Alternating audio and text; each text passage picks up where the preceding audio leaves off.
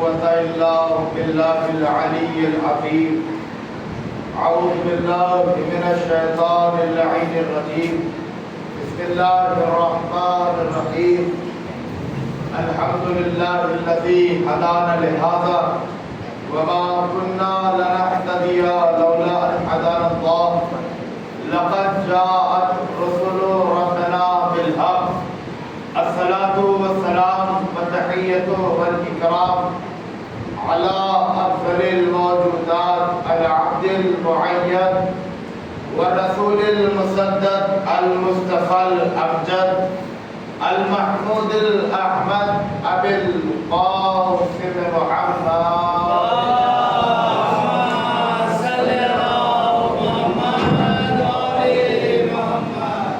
اللهم صل وسلم وزد وبارك على صاحب الدعوة النبوية والصولة الحيدرية والعصمة الفاطمية والعلم الحسنية والشجاعة الحسينية والعبادة السجادية والمعصر الباقرية والآثار الجعفرية والعلوم الكاظمية والحجج الرضبية والجود الثقبية والنقابة النقبية والعيبة العسكرية والغيبة الإلهية.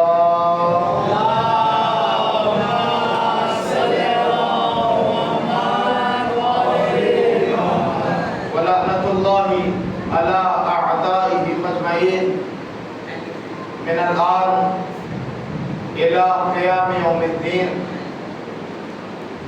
أما بعد فقد قال رسول الله صلى الله عليه وآله وسلم إني ضارب فيكم الثقلين كتاب الله وعترتي وأهل بيتي. درود پڑھ کر صلی علی محمد. اللهم صل على محمد وآل محمد. حاضرین کرام، سامعین افاضل، بزرگان ملت، عاشقان اہل بیت، عزاداران امام حسین السلام، پرسداران جناب فاطمہ الزہرا سلام اللہ علیہا،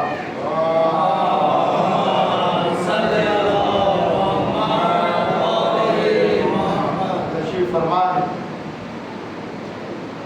مجلسوں کا سلسلہ جاری و ساری ہے،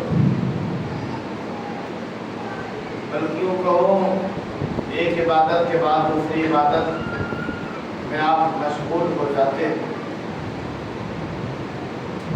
یقیناً ہمارے لیے شرف کا مقام ہے کہ ہمیں فرشیدہ جیسی نعمت ملی. یہ فرشیدہ وہ ہے کہ جو ہمیں حق اور باطل میں فرق بتاتی ہے. یہ فرشیدہ صحیح اور غلط میں ہمیں تدبر اور تفکر کرنے کی ہمیں توفیق دیتی ہے. ایک مرتبہ مل جل کر درود پڑھنا سمجھ آ گیا.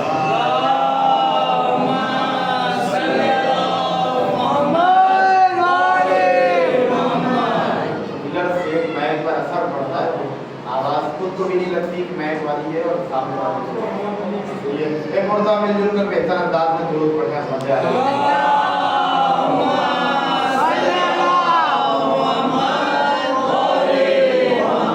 ہے. فرشیدہ انسان کو تدبر اور تفکر کرنے کی صلاحیت اس کے اندر پیدا کرتی ہے کہ دیکھو، غور کرو، ریسرچ کرو، پتہ کرو کہ تمہاری زندگی کا مقصد کیا ہے، ہدف کیا ہے. دیکھیے، اللہ نے انسان کو عبث نہیں پیدا کیا، بیکار پیدا ہی نہیں کیا ہے. کیونکہ اللہ نے اگر ایک چھوٹی سی مخلوق، اگر ایک چونٹی کو بھی پیدا کیا ہے تو اس کے پیچھے ایک مقصد ہے. یہ اللہ پر بہتان ہوگا کہ آپ یہ کہیے کہ کوئی جانور، کوئی پرندہ بنا کسی وجہ کے پیدا ہوا. دیکھیے سانپ جتنا زہریلا کیوں نہ ہو لیکن کبھی کبھی مریضوں کے لیے شفا بھی بن جاتا ہے. تو ہر ایک اگر چیز کا آپ جائزہ لیجئے تو ہر چیز کے پیچھے ایک مقصد ہے، ایک وجہ ہے. جو تخلیق اس کی ہوئی ہے اس کے پیچھے ایک مقصد ہے. اللہ نے انسانوں کی خلقت کی ہے، جن کی خلقت کی ہے، جانوروں کے لیے کی ہے، یہ درخت کی ہے، جمادات کی ہے. کیوں کی ہے؟ اس کے پیچھے ایک مقصد ہے. آپ کی خلقت ہوئی ہے، آپ اپنی خلقت کو تو اولاً پہچانیں. دنیا یہ کہہ رہی ہے کہ اللہ کو پہچانو، رسول کو پہچانو، لیکن میرا مولا کہتا ہے پہلے اپنے آپ کو پہچانو. جس نے اپنے آپ کو پہچان لیا وہ اہل بیت کو بھی پہچان جائے گا، خدا کو بھی پہچان جائے گا. اپنے نفس کی معرفت. آپ ہیں کون؟ کون ہے آپ کا نفس ہے کیا؟ دنیا میں آئے کیوں؟ بیکار آئے ہیں؟ وقت کو برباد کرنے کے لیے آئے ہیں؟ ٹائم پاس کرنے کے لیے آئے؟ نہیں. وقت گزاری کے لیے آئے؟ نہیں. آپ کا مقصد کیا ہے؟ ہدف کیا ہے جو اس دنیا میں آپ آئے؟ کس لیے آئے؟ کیوں خلق کیا اللہ نے آپ کو؟ کیا کبھی ہم نے سوچا ہے؟ سوچنے کے لیے ہم نے غور کیا ہے، تفکر کیا ہے، تدبر کیا ہے، ریسرچ کیا ہے، پتہ کیا ہے، تحقیق کیا ہے، جائزہ لیا ہے، زندگی میں ہم نے تجربے حاصل کیے. کیوں؟ صرف ہمارا مقصد ہے صبح اٹھنا اور نکل جانا اور دوپہر میں یہ کرنا، پھر نماز پڑھنا، پھر بس ختم. یاد رکھ لیجیے عبادت بھی کریے، جس خدا کی اس خدا کی عظمت کو بھی پہچانیے. جس اہل بیت اطہار کی بارگاہ میں آئیے ان کی عظمت کو بھی پہچانیے. فرشیدہ پر بیٹھ رہے ہیں تو یہ سوچیے کہ یہ فرشیدہ ہے کیوں، یہ فرشیدہ بچھی کیوں، یہ فرشیدہ ہم تک آئی کیسے، یہ فرشیدہ کو بچایا کیسے گیا، ہم تک پہنچایا کیسے گیا. دیکھیے ہر ذمہ داری نہیں ہے کہ اگر ممبر پہ ذاکر جائے اور وہ بیان کرے بس آپ اتنا سنیے. نہیں، جو چیز کچھ چیزیں آپ کو اپنے سے پڑھنا ہوگا، کچھ چیزیں آپ کو اپنے سے سوچنا ہوگا. ممبر سے پڑھا جا سکتا ہے کہ دیکھیے مجلس کی عظمت یہ ہے، فرشیدہ کی عظمت یہ ہے، در حسین کا مرتبہ یہ ہے، نماز کے یہ فائدے ہیں، نماز دین کا ستون ہے، نماز جو ہے مومن کی معراج ہے، نماز کی معراج سجدہ ہے، سجدے کی معراج سجد و ساجدین ہے، تمام چیزیں. لیکن نماز تک آئے گا کون؟ یہ آپ کو آنا پڑے گا. اس مسلح عبادت تک آنا آپ کو پڑے گا. ہمارا کام ہے آپ کو عظمت امام حسین اور نماز کی فضیلت بتانا، ابائے حسین کے ساتھ ساتھ مقصد امام حسین کو پہچانوانا. لیکن آپ کی ذمہ داری ہے کہ اس پر عمل کر کے اس فرشیدہ اور فرش مسلح تک آئے. تو آپ کی ذمہ داری بن رہی ہے نا مجلس کو سن لینا اور چلے جانا. یہ فقط آنا اور جانا، یہ ہم آ تو رہے ہیں، جا رہے ہیں، لیکن کیا حق میں مجلس ادا کر رہے ہیں؟ صرف آنے والے ذاکر کی ذمہ داری نہیں کہ وہ حق ادا کرے. اہل بیت کے فضائل، اہل بیت کا مرتبہ اتنا ہے کہ بیان کیا جائے قیامت آ جائے گی. میں نے کہا کہ نہیں ختم ہوگا. ایک معصوم کے اگر فضیلت بیان کرنے لگے، اور بہرحال ہمارے پاس تو 14 معصوم ہیں تو ہم تا قیامت تک پڑھتے رہیں گے لیکن ختم ہونے والے نہیں. کوئی مت سوچی کہ کیا پڑھ ابھی تو بہت بچا ہے یہ پڑھیے ایسے. تو آپ کی ذمہ داری تھی پڑھنا. اکثر یہ بیشتر سوال ہوتا ہے صاحب ذاکر پڑھے تو کچھ ہم سنیں نا. جتنا پڑھا ہے ابھی تک وہ آپ کو ذہن میں یاد ہے؟ جتنا پڑھا گیا ہے. دیکھیے کوئی ایسا بشر نہیں ہے کائنات میں. اس فرشیدہ بننا بھی بیٹھیے گا تو باہر سے سنیے گا نا. آپ نے سنا مجلس میں کتنی مجلس میں آپ کو مجلس نہیں اس مجلس میں پڑھے گئے جملے جو آپ کی زندگی میں تبدیلیاں پیدا کر رہے تھے، کتنی چیزیں آپ کو یاد. مجلس امام حسین سے آپ نے کیا سیکھا، کیا زندگی میں تبدیلی ہوئی. دیکھیے صاحب دیکھیے بات کچھ ایسی ہے، ممبر پہ فضائل اہل بیت یقیناً ہے، لیکن اس کے ساتھ ساتھ امام حسین نکلے کربلا میں کیوں پہنچے؟ امت کی صلاح ہو جائے. فی امت جدی میرے نانا کی جو جد ہے ان کی امت کی صلاح ہو جائے.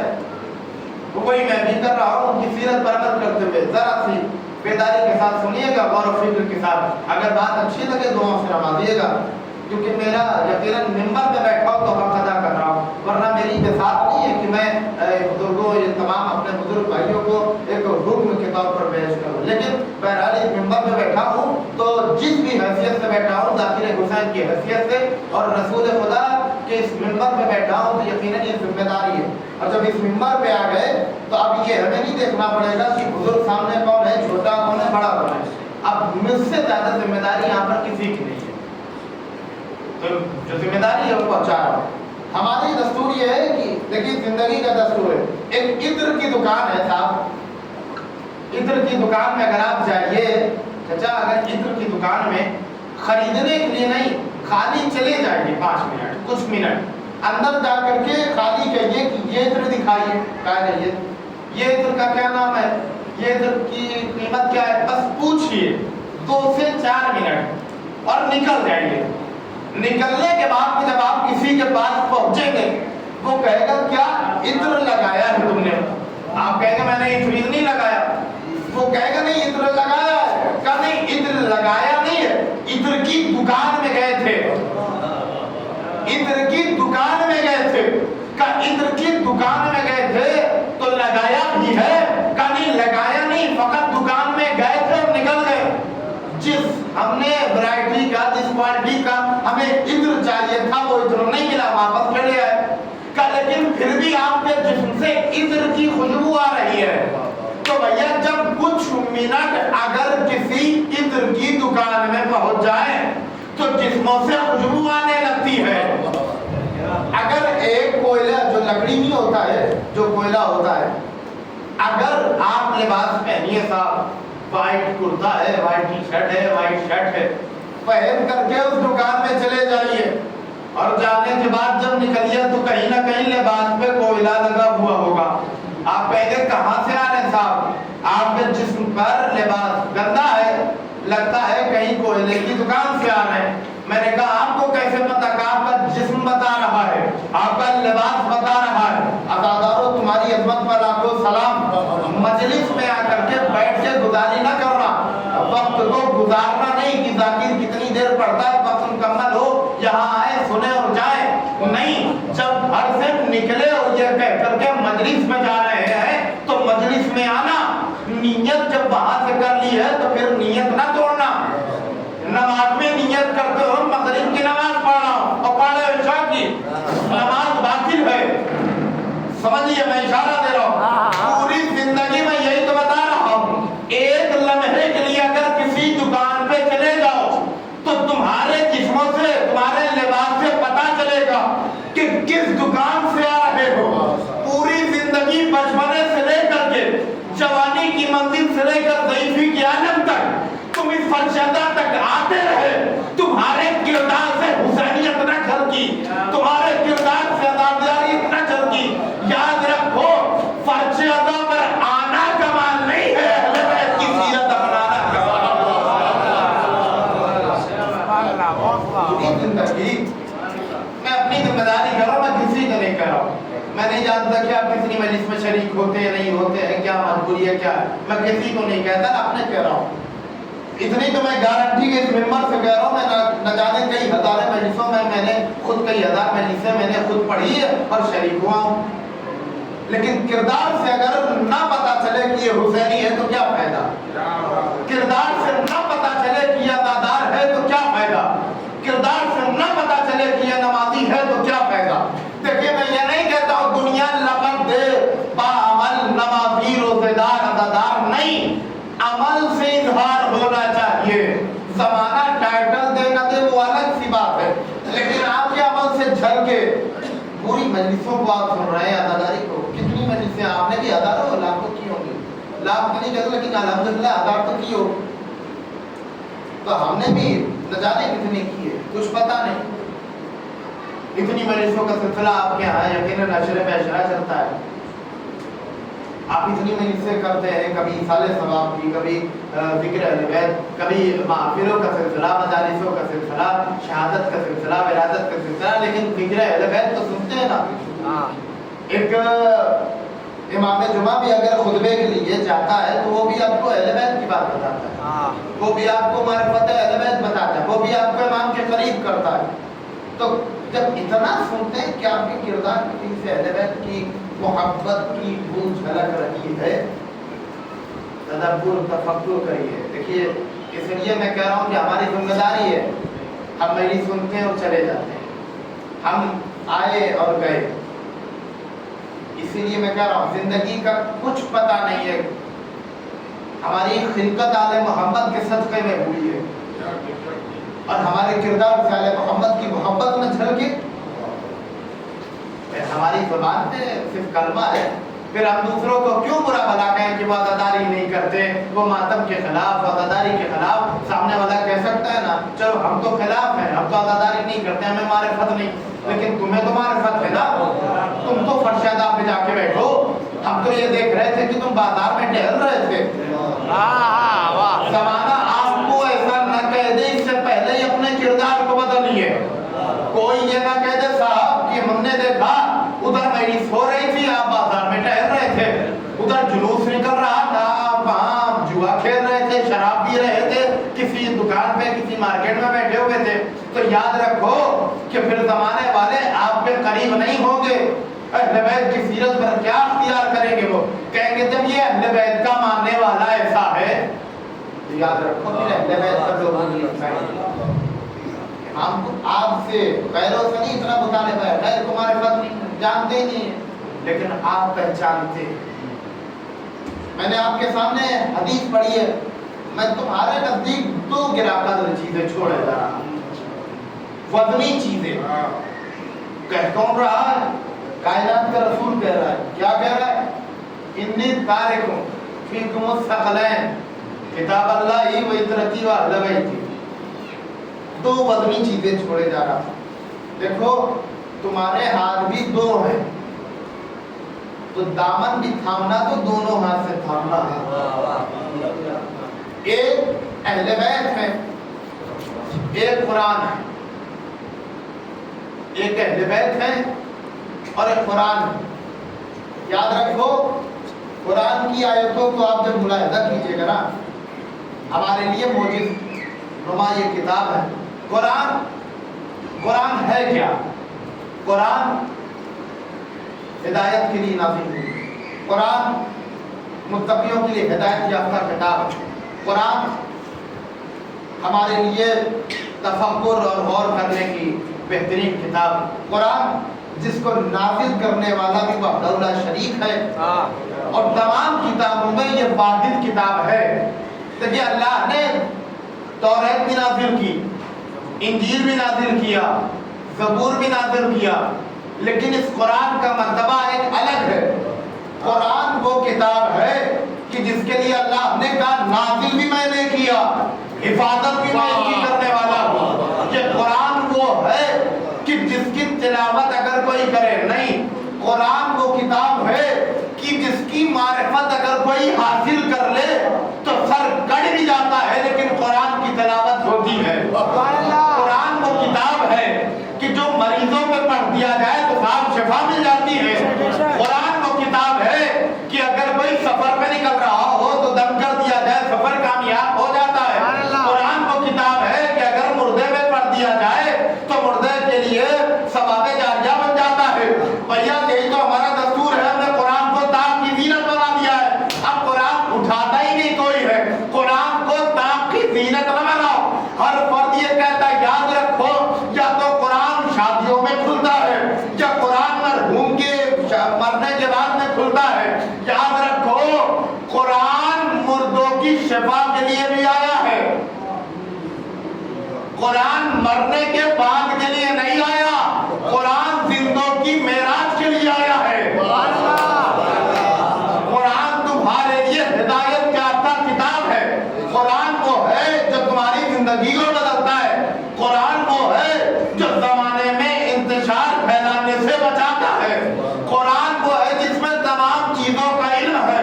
قرآن وہ ہے جو تمہیں در در بھٹکنے سے بچاتا ہے. قرآن وہ ہے کہ جس میں صحیح اور غلط کا مفہوم بتایا گیا.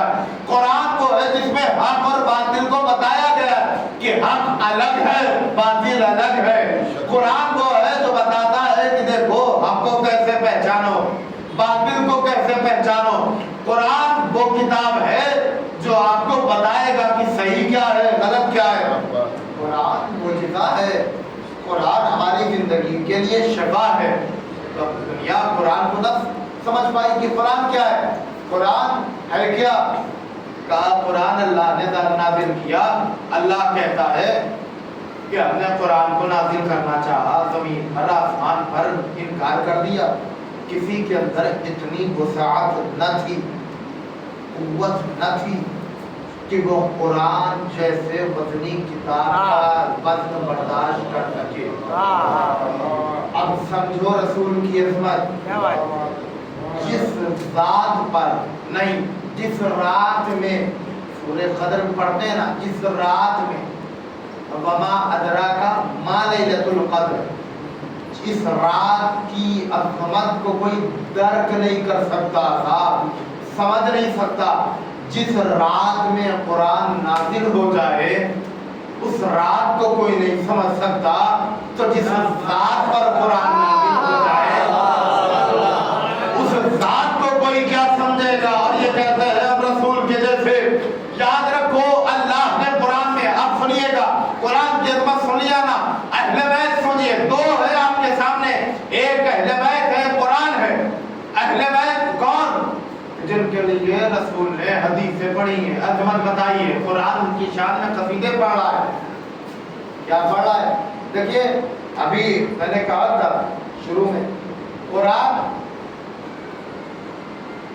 مجلس سے قبل ایک تذکرہ میں نے کیا تھا، قرآن جب بھی، قرآن جو بھی ہے بہرحال اللہ کا کلام ہے، اللہ جب بھی قسم کھا رہا ہے، اچھا ہم قسم کیسے کھاتے ہیں؟ ہم قسم اس ہوٹل کی کھائیں گے، ہم اس قسم یہ کرسی کی کھائیں گے، ہم قسم یہ کولر کی، یہ کھڑکی کی کھائیں گے، کبھی نہیں کھائیں گے۔ آپ کہیں گے کیوں؟ کہ اس کی عظمت ہی نہیں تو ہم قسم کیوں کھائیں؟ قسم اس چیز کی کھائی جاتی ہے جو چیز اس کی نگاہ میں بہت افضلیت رکھتی ہے۔ عظمت اہل بیت پہچانوا رہا، سنیے گا، اللہ نے قسمیں کھائی تو اللہ قسم کس کی کھاتا ہے؟ اللہ کہہ رہا ہے طور، پہاڑ کی قسم کھائی، والنجم، ستاروں کی قسم کھائی، واللیل، رات کی قسم کھائی، والشمس، سورج کی قسم کھائی، والقمر، چاند کی قسم کھائی، والفجر، صبح صادق کے طلوع فجر کی قسم کھائی، والضحیٰ، اللہ نے الگ الگ مقام پہ صاحب قسمیں کھائیں، لیکن لاکھوں سلام کرو تمہاری خلقت میں نے کہا نا اہل بیت کے صدقے میں نے کہا یا نبی اللہ یہ بتائیے کہ اہل بیت ہے کون؟ آپ نے کہا ایک اہل بیت کے دامن کو تھامو، ایک قرآن کو سمجھ میں آتا ہے یہ اہل بیت کون ہے؟ اللہ نے کہا یاد رکھو، سوال نبی سے مت کرنا، آؤ میں بتاتا ہوں کہ اہل بیت کون ہے۔ میں نے کہا پروردگارہ تو نے قسمیں کھائی، کہیں تو نے رات کی قسم کھائی، کہیں تو نے دن کی قسم کھائی، کہیں تو نے سورج کی قسم کھائی، کہیں تو نے چاند کی قسم کھائی، کہیں ستاروں کی قسم کھائی، یہ قسمیں کیوں؟ کہ زمانے والے کو بتا رہا ہوں جب میں ان کی قسم کھا رہا تو ان کی افضلیت ہے، ان کا مرتبہ ہے۔ میں نے کہا یہ خر کیوں کیا؟ کہ آگے دیکھ تجھے پتا چلے گا۔ حدیث قسم ایک فقرہ آپ نہیں سنتے؟ ارے کیا انی ما خلقت سماء مبنیہ ولا ارضا مدحیہ ولا قمرا منیرا ولا شمسا مضیہ ولا فلکا یدور ولا بحر یجری ولا فلک یسری الا فی محبتی، الا فی محبتی۔ میں نے کہا پروردگارہ تو نے دنیا کو خلق کیا کیوں؟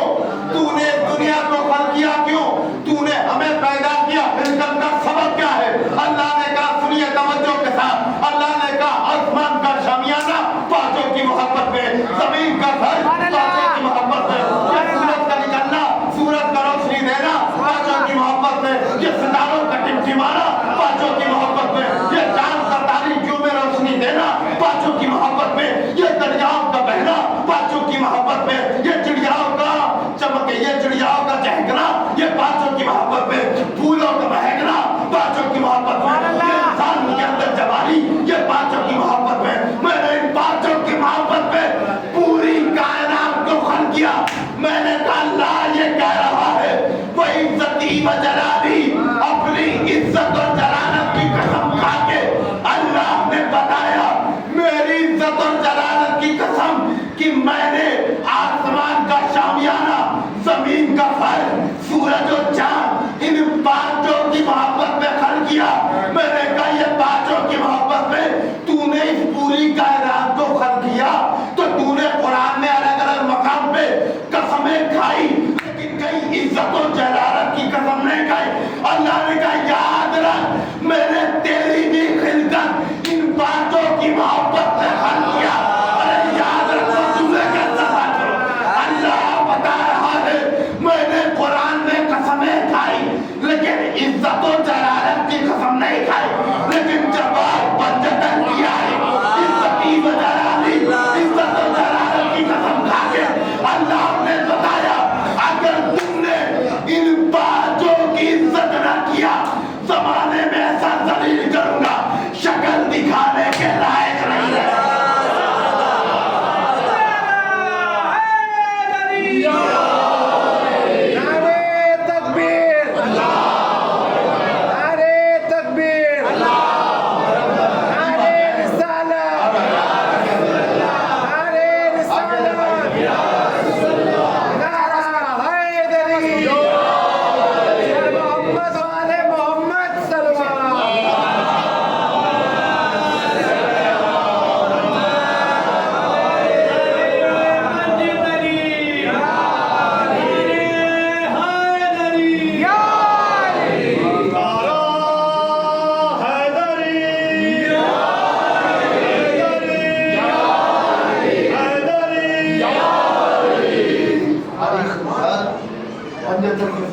یاد رکھو میں نے قرآن میں الگ الگ مقام پہ قسمیں کھائی لیکن میں نے اپنی عزت و جلالت کی قسم نہیں کھائی۔ کہ پروردگارا اگر سب سے افضل کوئی ذات ہے وہ ذات اللہ کی ذات ہے، کوئی شک نہیں، تو نے خود اپنی عزت و جلالت کی قسم کھائی، لیکن قسم کیوں کھائی جاتی ہے؟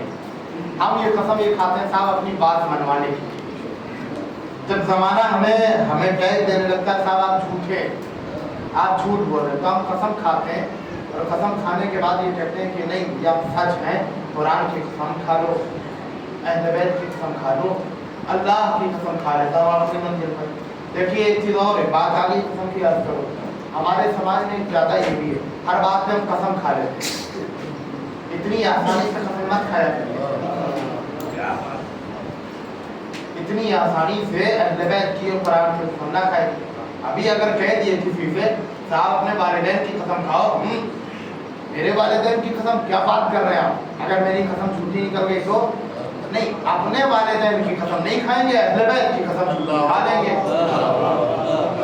ایک اور دوسری چیز یہ ہے کہ قرآن کی جھوٹی، اللہ کی جھوٹی قسم کھائیں گے تو آپ کو اس کا کفارہ روزہ بھی واجب ہو جائے گا، اس لیے تھوڑا قسموں کا خیال رکھا، بہت آخری منزل پر قسمیں کھایا کریے جب بہت بہرحال سچ اور جھوٹ اور زیادہ بات بڑھ جائے۔ تو اللہ نے الگ الگ مقام پہ قسمیں کھائی لیکن کبھی بھی اپنی عزت و جلالت کی قسم نہیں کھائی۔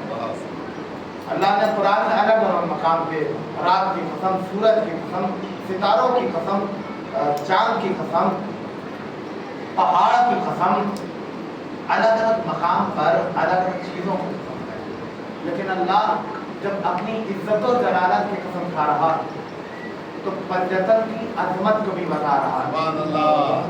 کیا جبریل نہیں جانتے تھے یہ کون ہے؟ لیکن پھر بھی پوچھ رہے یا رب و من تحت الکتاب، کون ہے ان چادر کے نیچے؟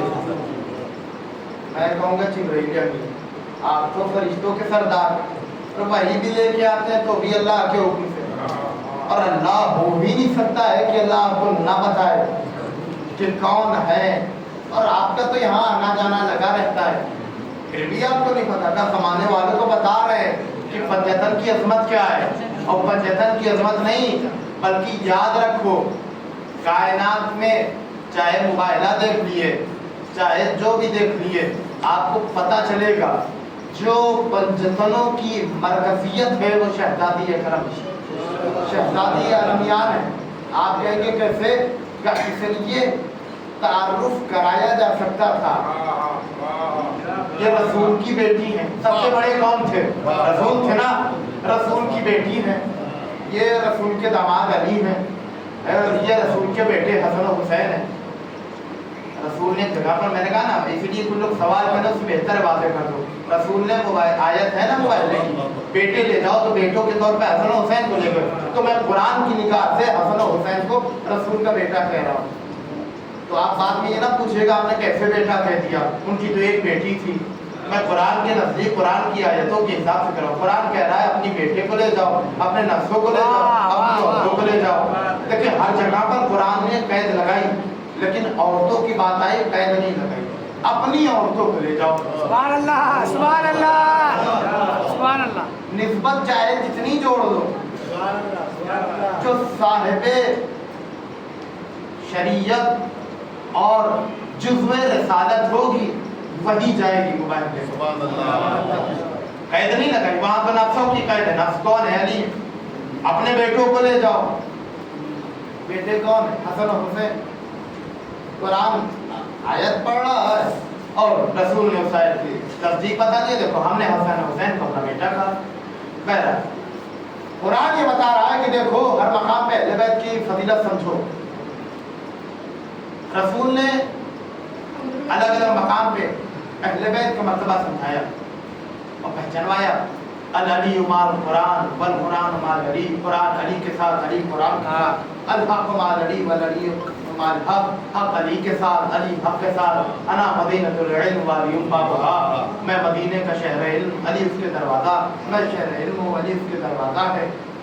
الگ الگ مقام. حسین منی وانا من الحسین. حسین مجھ سے اور میں حسین سے ہوں. انا. پھر اس کے بعد نے کہا سیدہ شباب یہ بتا رہے ایک ایک مقام پہ کہ سمجھو عظمت پہچانو اہل بیت. زمانے والوں یہی تو بتا رہا ہوں اہل بیت کی عظمت کیا ہے. قسم اللہ نے کھا کے بتایا ان پانچوں کی عزت اور مرتبے کو پہچانو. اگر تم نے ان کی عظمت کو نہ پہچانا تو زمانے میں کامیاب نہ ہو, در در بھٹکو گے. کیونکہ جس نے ان کی عظمت کو سمجھ لیا وہ کائنات میں بھٹکتا ہوا نظر نہیں آیا.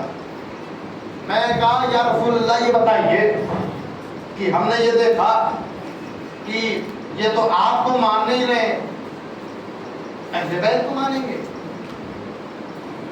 یہ لوگ وہ ہیں جسے کہا جائے نمک خراب, کہ جنہوں نے رسول کا ختیجہ کے ٹکڑوں پہ پلنے والے, رسول کے دسترخوان پر بیٹھ کر کے روٹیوں کو چبانے والے, پوری زندگی کہہ رہے تھے ہم تو رسول کا کلمہ پڑھتے ہیں, ہم سے بڑا رسول کا چاہنے والا, ہم سے بڑا رسول کا صحابی کوئی نہیں. پھر وہ کیا ہو گیا کہ رسول کو ہی چھوڑ کے بھاگ گئے. پھر وہ کیا ہو گیا کہ رسول کی بات نہ مانی. نہیں صاحب رسول کی بات نہیں بلکہ رسول ہی کو مشورہ دینے لگے. کیا رسول اللہ ایسا ہوتا یہ کریے تو بہتر ہے. جس وقت یاد رکھیے امت اس وقت گمراہ ہوئی ہے جب اپنے امام کو, اپنے جانشین, اپنے رہبر کو مشورہ دینے لگے. وہ قوم گمراہ ہو جاتی ہے جو اپنے رہبر و امام کو مشورہ دینے لگے. رسول کو مشورہ دے رہے ہیں. بات آگئی تو عرض کرتا چلو. جب ایک عالم ایک جگہ پہنچے نا, وہاں پر جیسے سنگاب کے درمیان ایک عالم رہ رہے ہیں, آپ نماز سے روزہ ہے تمام چیزیں انجام دے رہے ہیں. ایک عالم پہنچے تو اس مسجد میں ان کو نماز پڑھانا تھا. ان کی ذمہ داری فقط بندگانہ نماز ہے اور وہیں پر ٹھہرنا تھا, مستقل وہیں رہنا تھا. تو وہاں کا دستور صاحب یہ ہوتا تھا کہ ایک ہوتے بھی ہمارے سماج میں جتنی زیادہ کہتے ہیں جتنی زیادہ چادر ہے اتنا قریب شہر پھیلانا چاہیے. یعنی جتنا اندر تمہارے علم ہے بس اتنا ہی ظاہر کرو, علامہ بننے کی کوشش نہ کرنا. ابھی تم جس مقام پہ ہو وہی مقام پہ رہنا. صاحب عالم یہ کہ وہ عالم پہنچنے کے بعد میں ان کو بلایا گیا, آپ کو نماز پڑھانا ہے اور آپ کو یہاں پر بندگانہ نماز ہوا بسم اللہ میں حاضر خدمت ہو. کہا کہ آئیے بیٹھیے. بیٹھالا. خود صاحب کون ہے, ایک نامور بھی نہیں, ایک معمولی سے انسان ہے مسجد کے عاملتوں میں کہا جائے ذمہ ہیں مجاور. اب وہ پہنچے, انہوں نے کیا کیا, خود بیٹھے بڑی کرسی پہ آگے, کہا انہوں نے بیٹھ جائیے. بیٹھے کے بیٹھے رہے, ہلے نہیں. اچھا ادب کا لحاظ یہ بھی ہے کہ خاموش رہ جانا. عالم تھے, سمجھدار تھے, انہوں نے کہا بیٹھ جاتے ہیں, کیا ضرورت ہے بحث میں. بیٹھے شریف تھے, ان کا مقصد تھا نماز کی, آئے تھے, بیٹھے. بیٹھنے کے بعد صاحب کا دستور یہ ہے ہمارے یہاں کا, بڑے بڑے مولانا بڑے بڑے عالم آئے ہیں, لیکن پہلے ہم سے پالا پڑتا, اس کے بعد وہ نماز کے لیے جاتے. میں نے کہا تم جبریل ہو تو پہلے امتحان لے کے علی کے بعد بھیج رہے ہو. بلایا, بلانے کے بعد میں کہا سوال کر رہا ہوں, پہلے سوال کروں گا اس کے بعد میں آپ کا انٹرویو لوں گا. عالم نے کہا انٹرویو لوگے, تم لوگے کوئی اور؟ کہا نہیں میں. کہا بسم اللہ بسم اللہ, آپ سے بڑا عالم کوئی نہیں ہے. میں چاہ رہا تھا آپ نماز پڑھاتے, لیکن خیر. کہا نہیں وہ میں نماز پڑھاؤں گا نہیں کیونکہ مجھے آتی نہیں. کہا واہ, اب جاہل امتحان لے رہا. سنیے, جیسے اس نے کہا کہ یہ بتائیے آخری زمانے کی علامت کیا ہے, امام زمانہ کے ظہور کی آخری زمانے کی علامت کیا ہے؟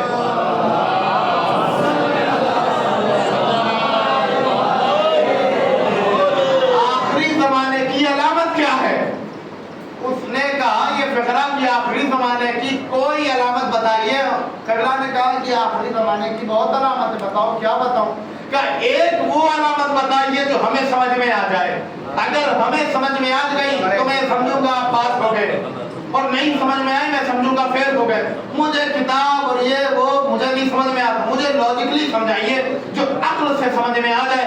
انہوں نے کہا سنو بہت آسان سی مثال دے رہا ہوں, تم نہیں بلکہ تم سے بھی بڑا جاہل سمجھ جائے گا. کیا کہ آخری زمانے کی پہچان یہ ہے کہ عالم کا امتحان جاہل لے رہا ہے.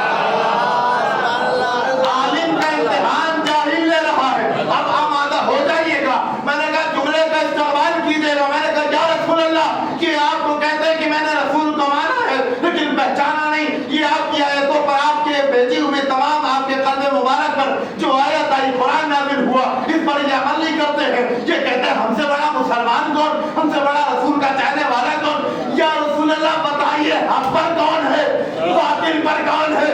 یا رسول اللہ وہ حق پر ہے جو 40 سال بعد آپ کو مسلمان مانے, یا وہ حق پر جو بچپنے کی عالم سے رسول کو رسول مانے. یا رسول اللہ حق پر کون ہے جو امام کو زہر دے وہ حق پر, یا امام کی اطاعت کرے وہ حق پر. میں توجہ چاہتا ہوں. ارے یہی تو وجہ ہے, میں نے کہا اہل بیت کا مرتبہ سمجھیے.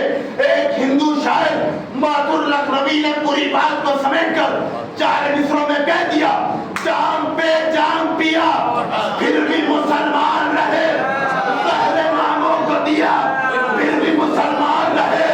ارے گر یہی دین تو اس دین سے توبہ مت ہو, شک نبوت پہ کیا پھر بھی مسلمان.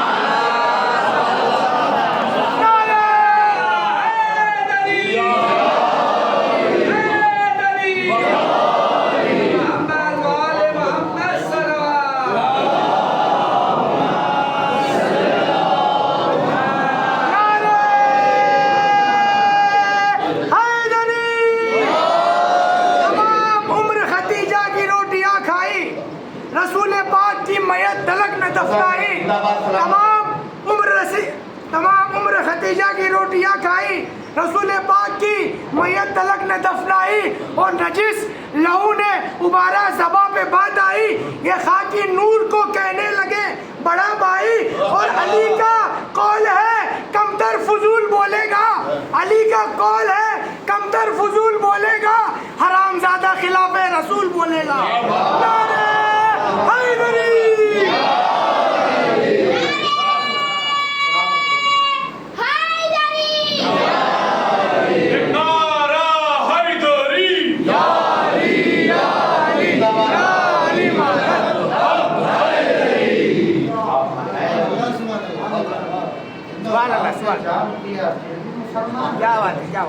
زہر اماموں کو دیا تھا پھر بھی مسلمان رہے.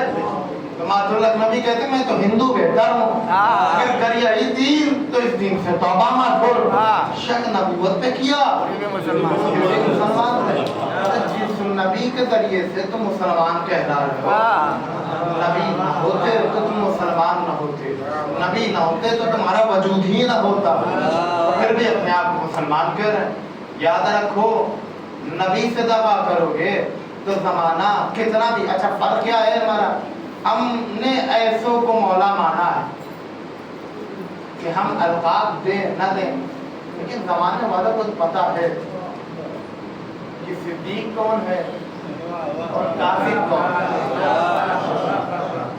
سچا کون ہے جھوٹا کون ہے، نہیں بلکہ یہ کہوں کہ ہمارا مولا وہ ہے۔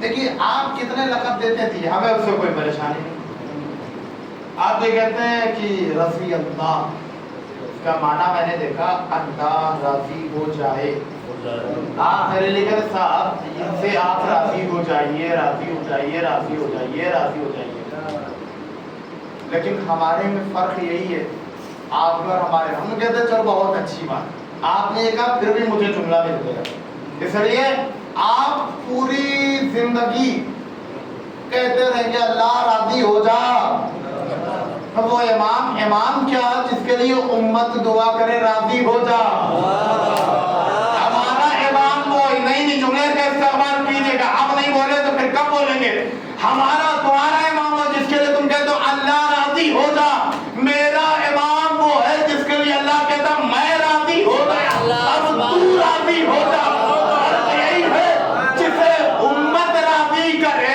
وہ تمہارے امام ہے، جسے اللہ راضی کرے وہ ہمارا ہے۔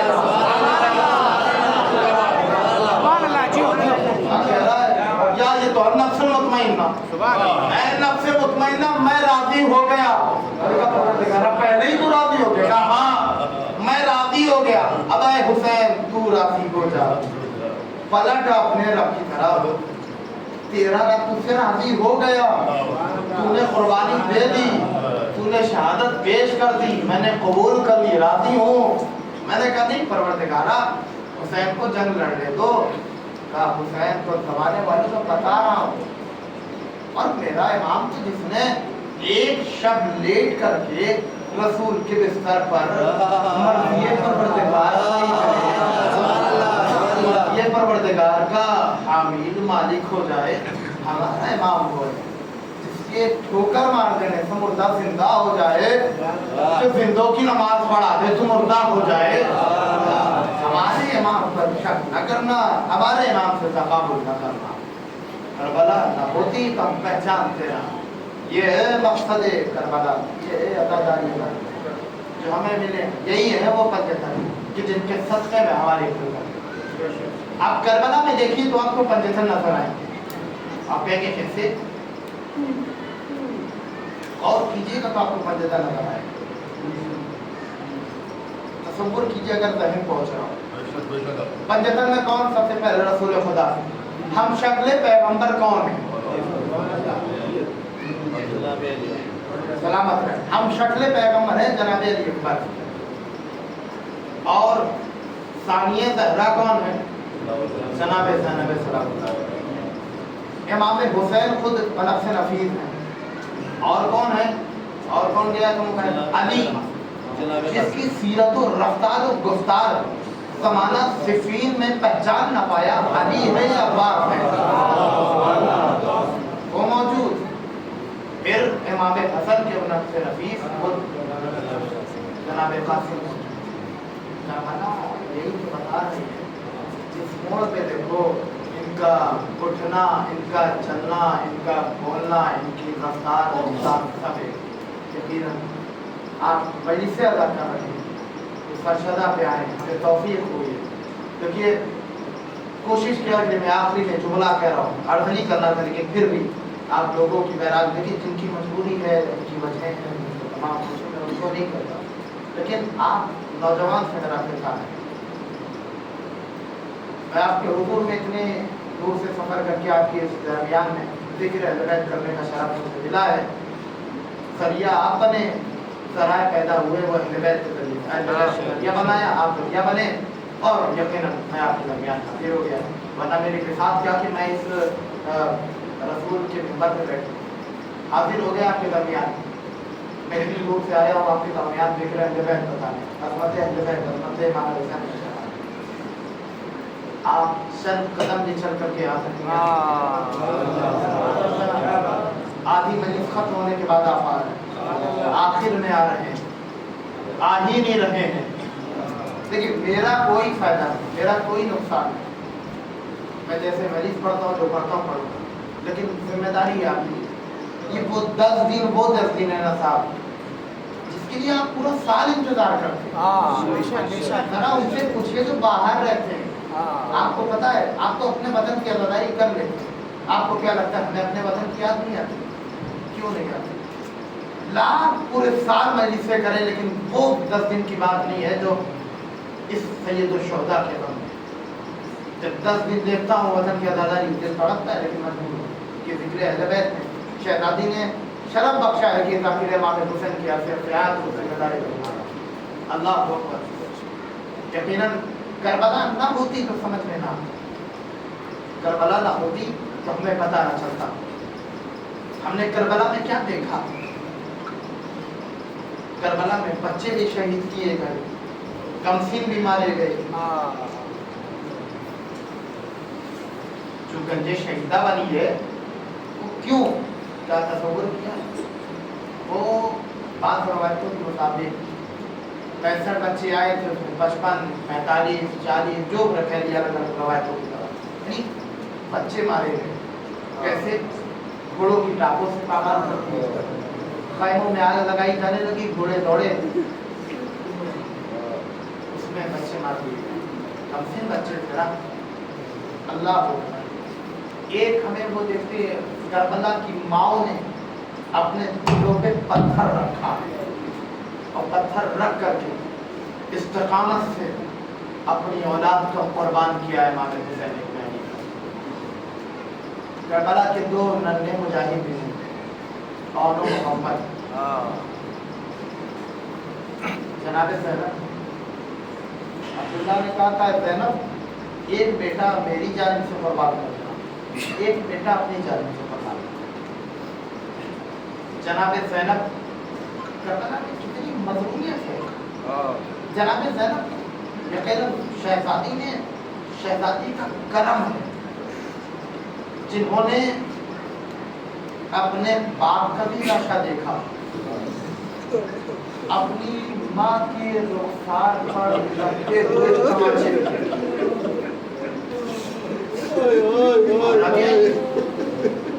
بھائی کا لاشا بھی دیکھا ہے، جس کے لاشے پہ تیر برسائے گئے، جنازہ واپس آ گیا، آپ کے گھر سے کسی کا خدا نہ کرے کسی کا انتقال ہو جائے، جب انتقال ہو کے جنازہ بڑی مشکلوں کے ساتھ بڑی زحمتوں کے ساتھ، اکثر ہوتا ہے جنازے کا جو ٹائم ہے اس ٹائم سے زیادہ ہو جاتا ہے، کیوں کہ سب اندر سے جنازہ، خواتین جنازے کو چھوڑ رہے ہیں، جنازہ بہت مشکلوں کے ساتھ قبرستان جاتا، لیکن وہ کیا منظر ہوگا جب قبرستان سے واپس آیا ہو، تیر لگے جنازے میں، زینب نے یہ بھی منظر دیکھا، زینب نے عباس کے کٹے ہوئے بازوں کو بھی دیکھا، زینب نے اکبر کے کلیجے میں نیزہ بھی دیکھا، زینب نے بھائی کا لاشا بھی دیکھا بے گھوڑوں کا، زینب نے یہی نہیں اپنے دونوں بیٹوں کے لاشے بھی دیکھے، اتنی صابرہ ہے، جیسے نہیں ثانیہ زہرا کہا گیا، ثانیہ زہرا تو جناب زینب ہوئی لیکن ثانیہ زینب کوئی نہ ہوا، جناب زینب نے اپنے دونوں بیٹوں کو تیار کیا، بیٹا جاؤ ماموں پر قربان ہو، دونوں ننھے ننھے شہزادے اپنے ماموں کے قریب آئے، ماموں جان مجھے اجازت دیجیے، بیٹا واپس پلٹ جاؤ، اے بیٹا ابھی تم کمسن ہو، میں اپنی بہن کو سمجھاؤں گا، واپس پلٹ جاؤ، ننھے ننھے بچے تھے، ماموں نے حکم دیا واپس پلٹ آئے، شہزادی نے کہا بیٹو یاد رکھو میں دودھ نہیں بخشوں گی اگر تم نہیں گئے میدان میں، بچوں نے کہا کیا کرا ماموں جان اجازت نہیں دیتے، आखिरी रवायत पढ़ो, मौला मुझे ताकत दे ताकि मैं मसला पढ़ूं। औलाद वालों कलेजे में हाथ रखना, तुम्हारी औलाद पे कांटा भी चुभ जाए ना तड़प जाते हो। उस ज़ैनब ने कैसे देखा होगा जिसकी आंखों के सामने बेटों तलाशा था। अल्लाह अकबर, बेटों को इजाजत नहीं मिल रही। ज़ैनब करीब आई, भैया इजाजत दे दीजिए। क्या ज़ैनब तुम्हारे लिए कम गम है, अभी तुम्हारी चादरें भी छीनी जाएंगी, बेमखनो चादर फिराया जाएगा। ऐ ज़ैनब तुम्हें ही ज़ैनब तुम्हें सकीना को भी दफनाना है। ऐ ज़ैनब तुम्हें सैयद सज्जाद को भी दिलासा देना है मेरी शहादत के बाद। ऐ ज़ैनब तुमने न जाने कब से पूरे हालात को, पूरा शोर माहौल को देखती हुई चली जा रही। ज़ैनब तुम्हारे लिए गम काफी नहीं। ज़ैनब ने कहा भैया मुझे इजाजत दीजिए कि मैं इन बेटों को, अपने बेटों को कुर्बान करूं। नन्हे नन्हे शहजादे आए, अब्बास ने, अकबर ने उनको सवार किया। नन्हे नन्हे शहजादे मैदान में गए हैं, जंग पे जंग किया है। एक ने मैसरे को फत किया, एक ने दोनों बच्चे कमसीन है ना, कमसीन बच्चे मैदान में आए। मैमना और मैसरा को दोनों फतह करते।